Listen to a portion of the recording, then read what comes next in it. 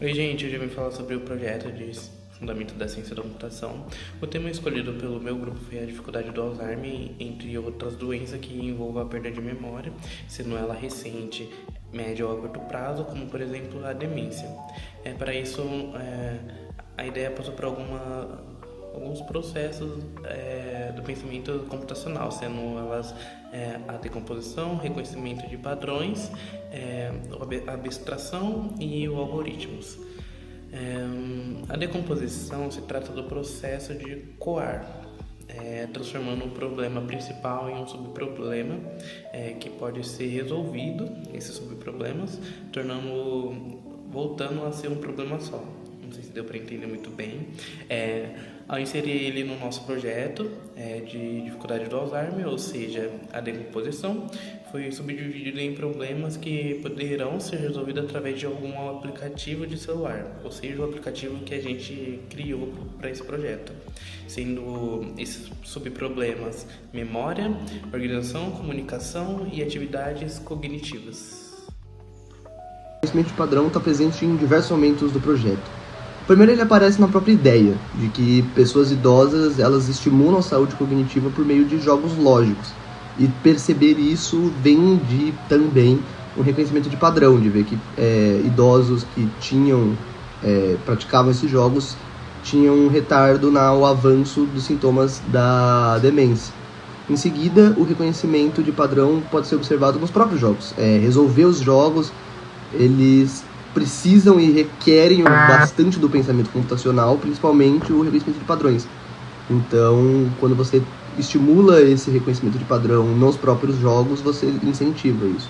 Por fim, o reconhecimento de padrão na aplicação do projeto em si foi muito claro também, porque se a gente consegue implementar um jogo com uma lógica eficiente, a gente consegue replicar essa lógica para aplicação de vários outros jogos e otimizar o processo de construção do aplicativo.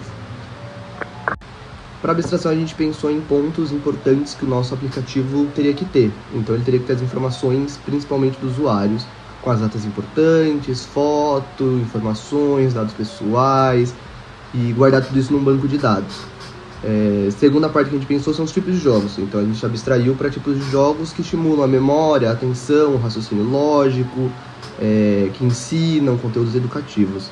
Além disso, na interface de usuário tinha que ser uma interface mais simples, com letras possivelmente maiores, uso de cores suaves e agradáveis, uso de imagens e sons, usos de mensagens que estimulem, um menu bastante simples.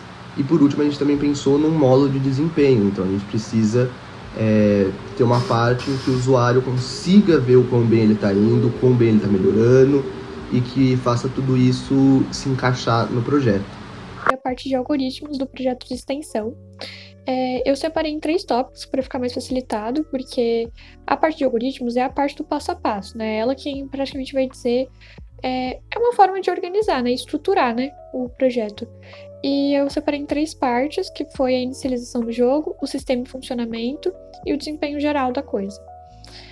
Na parte de inicialização do jogo, a gente teria uma aba onde o usuário ele faria o login dele, com uma conta Google, algo do tipo. Na parte de sistema de funcionamento, é basicamente como funcionaria, que a gente teria vários minigames, no geral, né, dentro do jogo, incluindo xadrez, damas, quebra-cabeças, sudoku, esse tipo de jogo, que desenvolve o raciocínio lógico do usuário, né?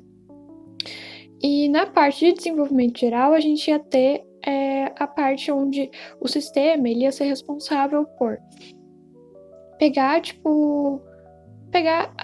a taxa de perda e erro do usuário e indicar para ele o que é melhor para ele, onde ele pode melhorar.